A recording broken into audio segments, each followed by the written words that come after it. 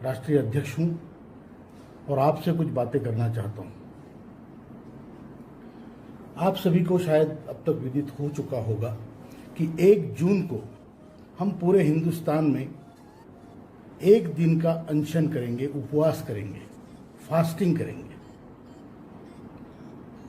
आप जानते हैं कि हमने आज तक पूरे हिंदुस्तान में हजारों आंदोलन किए, लेकिन हमारी जो EPS 95 के पेंशन्स की जो मांगे हैं वो अभी तक पूरी नहीं हुई। इसके चलते जब हमने दिल्ली में भी कई आंदोलन किए तो हमें सौभाग्य प्राप्त हुआ कि आदरणीय हेमा मालिनी जी के माध्यम से हम आदरणीय प्रधानमंत्री जी को मिले। उनसे हमारी 30 मिनट तक चर्चा हुई। हमारी जो वेदना है, जो संवेदना है, हमने उन तक पहुंचाई आप सभी लोगों की, और उन्होंने हमें ठोस आश्वासन दिया। संबंधित मंत्रियों को उन्होंने आदेश भी दिए और उसके बावजूद आज 1 साल गुजर चुका है। ये घटना 4 मार्च 2020 की है। उसके बाद अभी ये मई महीना 21 साल का चल रहा है, अभी तक कुछ नहीं हुआ है। ये बड़ी दुख की बात है। हम इसी के चलते बुल्ढाना में आज 883 दिन हो गए श्रृंखला अनशन चल रहा है। रोज लोग वहां पर, चाहे बरसात हो, चाहे ठंड हो, चाहे गर्मी हो, चाहे कोरोना हो, रोज लोग वहां बैठकर अनशन कर रहे हैं, सभी EPS पेंशन धारकों के लिए। और माहौल तो यह है कि उनमें से सैकड़ों लोग आज गुजर चुके हैं। हमारे से कंधा मिलाकर चलने वाले लोग आज मंडप पे नहीं दिखते हैं। ये बड़ी दुर्भाग्यपूर्ण बात है। तो ठोस आश्वासन के बावजूद भी हमारा काम क्यों नहीं हुआ, इसका एक कारण तो कोरोना है और दूसरा कारण है क्रूर EPFO। ये EPFO इतना क्रूर है कि हमारे ही पैसे लेके हमारे खिलाफ कोर्ट में जाता है और वहां से कोर्ट ने अगर हमारे पक्ष में आदेश भी दिया तो उस आदेश को तोड़ मरोड़ कर पेश करता है, गलत इंफॉर्मेशन फीड करता है।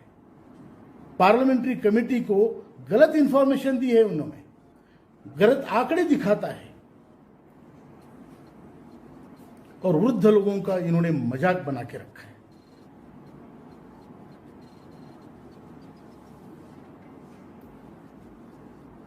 लेकिन आज 1 तारीख को जो हम पूरे देश में आंदोलन कर रहे हैं, हम जानते हैं कि पार्लियामेंट लोकतंत्र की सर्वोच्च संस्था है और इतने लोगों की जनभावना को नकार नहीं सकते, अनदेखा नहीं कर सकते, और इसलिए हम सभी को इसमें हिस्सा लेना है।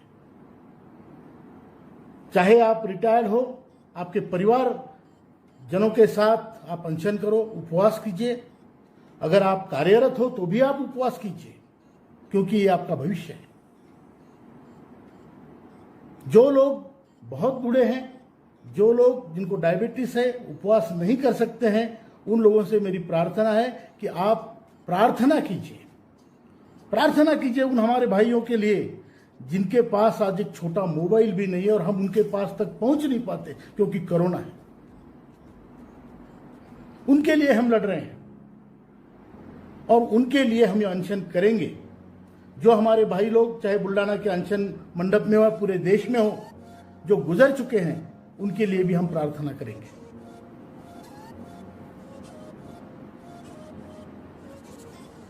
भाइयों, आज हर महीने EPS 95 के पेंशनर्स 5000 लोग हमें छोड़कर जाते हैं, मर जाते हैं, और कोरोना के चलते यह संख्या और भी बढ़ी हुई है। इन सारी चीजों को ध्यान में रखते हुए सरकार को हमारी तरफ ध्यान देना बहुत आवश्यक है और हमारा यह आग्रह रहेगा कि अनशन के द्वारा कि आने वाले संसदीय सत्र में, जो वर्षाकालीन सत्र होगा या उसके पहले, हमारा काम हो। यह हमारा आग्रह है सरकार से, क्योंकि हमें आश्वासित किया गया है मंत्री महोदय के द्वारा कई बार प्रधानमंत्री जी ने स्वयं आश्वासन दिया है। तो हमारा काम इस संसद सत्र से पहले पहले होना ही चाहिए। जो लोग हायर पेंशन के मामले में कोर्ट में गए हैं, उनको मैं बताना चाहता हूं कि आपकी जो संवेदना वेदना है उसको पहुंचाने का काम, सही जगह पहुंचाने का काम जन भावना के माध्यम से एनएसी बखूबी कर रहा है और एनएसी आपके साथ खड़ा है। और इसीलिए आप भी इसमें शामिल हुए। सभी लोग एक साथ अगर ये आंदोलन सफल करेंगे तो हमें फल जरूर मिलेगा।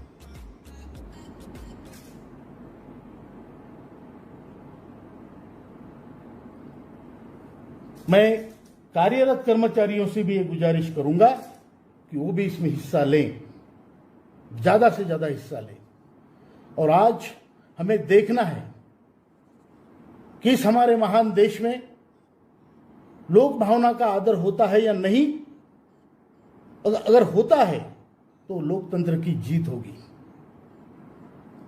और अगर नहीं होता है तो मैं आपको एक सलाह जरूर दूंगा। हम सड़ते सड़ते नहीं मरेंगे, हम लड़ते लड़ते मरेंगे। अपने आप को बूढ़ा मत समझिए। हम मरने तक जीने की कसम खाएंगे। जब तक हम मरते नहीं, हम हमारे में जान है, तब तक हम लड़ेंगे, लेकिन अपना हक हम लेंगे। हमने जिंदगी भर पैसे भरे हैं पेंशन के लिए, कोई अनुदान नहीं मांग रहे हैं, कोई भीख नहीं मांग रहे। हमारा पैसा है, वो हमें मिलना चाहिए। 67 लाख लोग रिटायर्ड है, इतने परिवार, 6 करोड़ लोग इस स्कीम के मेंबर है। ये उनका भी भविष्य है। और इंडस्ट्रियल सेक्टर में काम करने वाले पूरे भारत में 19 करोड़ 33 लाख लोग हैं।